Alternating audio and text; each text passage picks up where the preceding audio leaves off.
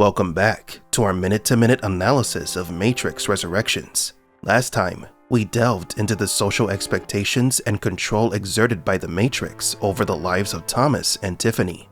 Today we will explore a fascinating and crucial aspect of the film, the meeting between Morpheus and Thomas Anderson. The creation meets his creator. Welcome to Matrix Explained.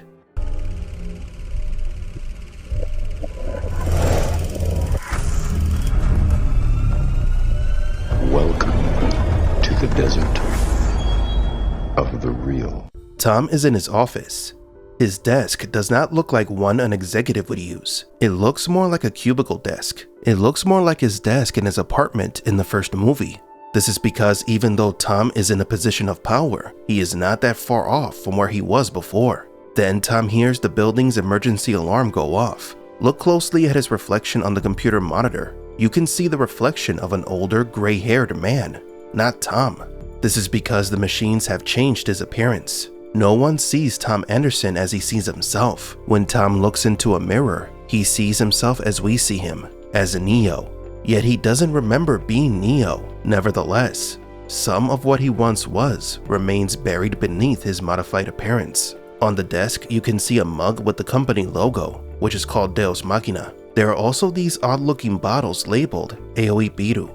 We researched information about this drink on the net, and we can confirm that it is a fake drink, created specifically for the movie, which also means that it is something more than just a random prop. Our research led us to the website of one Emily K. Rolfe, who is the designer of this product. You can see that the Matrix is referenced on the site. So what does this mean? Why are these bottles with a strange name added to the movie? And what is the meaning behind the label? Well, in Japanese, the word Aoi means blue, and Biru translates to pill. Blue pill, get it? Not only was Neo taking literal blue-colored pills, but the water he was drinking was contaminated with the same medication. So even if Tom chose not to drink the pills, he was still drinking the stuff because it was in the water, and he didn't notice. Neo never had a choice to either take or not take the blue pill. You see, these small missable details are what makes analyzing these movies so much fun. Now returning to the movie, Tom exits his office to see what is happening. In the hallways, there's again the name of the video game company that Tom works for, Deus Machina, which, if you remember, is the name of the anthropomorphic machine creature seen at the end of Matrix Revolutions. At the outside offices, three men approach Tom. These are John Getta, Kim Library, and Donald Mustard. John Getta, best known for his groundbreaking work on The Matrix, was the film's visual effects director and the creator of the famous bullet time technique, the visual effect technique that allowed for slow-motion camera movement and rotation, a once seemingly impossible camera setup at the time. This technique became a staple of The Matrix and had a significant impact on the film industry. Kim Library was not directly involved in the first Matrix film, but he is a pioneer in film visual effects and virtual reality. Later, he played an important role in the development of visual effects technologies in subsequent films and projects related to the Matrix trilogy and its most recent video game. And then there's Donald Mustard, who once worked for Epic Games, Fortnite's creative director. These are not three random cameos. It is believed that these three men were working on what should have been a sequel to the Animatrix, and the Epic Games' own Unreal Engine technology was going to be used to make the anthology. Coincidentally, we are using the same tech for our B1 fan film. This cameo was perhaps an Easter egg of things to come. Unfortunately, after the low box office results of Matrix Resurrections, nothing new has been said about the Animatrix 2, or whether it's even in production anymore. Such a shame, since we the fans love those classic short stories. On the walls behind the three gentlemen, there's a giant mural of Agent Smith clones fighting Neo in the rain, the final battle in Matrix Revolutions. Also take a look at Library's shirt. It says, "If you love something, set it free." This is part of a famous proverb about unconditional love, but it also refers to Neo and Trinity being trapped inside the Matrix. And if Neo loves her, he must let her go. Well, does he? We'll find out later. These types of merchandise could be brainwashing techniques used on Tom to prepare him for what he must do in the future. It's perhaps subliminal conditioning on the part of the analyst. Security guards are arriving, and they are wearing San Francisco police badges. As in, we are not in the same simulation where we originally met Neo. So far, we have found no references to Mega City, the name of the metropolis in the original story. Neo receives a text message.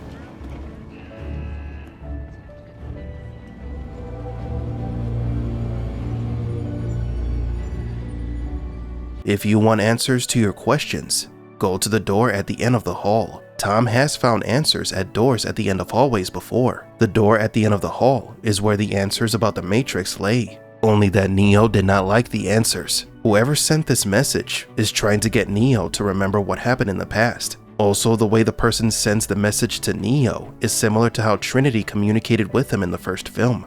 Tom asks who is texting him, and the mysterious person replies, "You know who I am." Tom breaks away from the crowd and sneaks into the restroom. Look here on the wall. You can see an odd mural of a city. We think that there might be an encrypted message hidden within the picture, like cryptography. We don't have much experience in deciphering these types of messages. So if there is a hidden message in the picture, and if anybody somehow manages to find it, please let us know in the comments. On the restroom stalls, there are some crude drawings. First, we see the letters FFC. Then there's a drawing of a woman with bright colored hair, kind of like Lana Wachowski, the movie's director. There is also a cute bunny, another reference to Alice in Wonderland. References to the classic storybook are all over the Matrix franchise. And the rabbit is blue, which foreshadows the person who will soon save Neo on the roof of a building, who has blue hair and a rabbit tattoo. Someone wrote the gay icon, which we are not sure what it means since we can't see the rest of the drawings. Tom calls out to Jude, thinking that it is his annoying co-worker and self-proclaimed friend playing a prank on him. Then Morpheus makes his grand entrance from one of the stalls. At last. It's not as epic as the classic Morpheus introduction.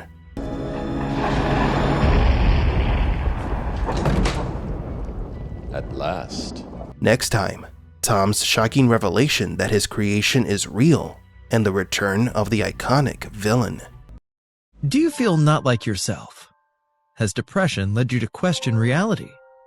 Do you have an extreme desire to jump off a building?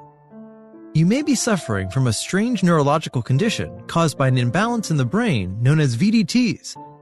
Folly Bridge has the solution for you.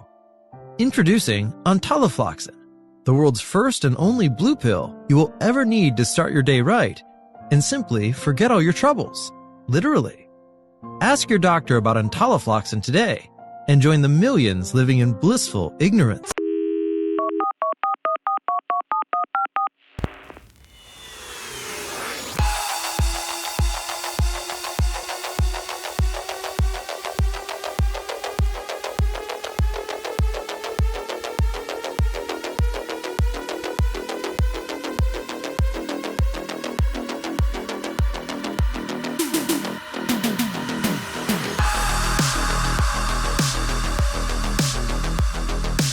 For Matrix Explained, please leave a like and subscribe. And thank you for visiting the Desert of the Real.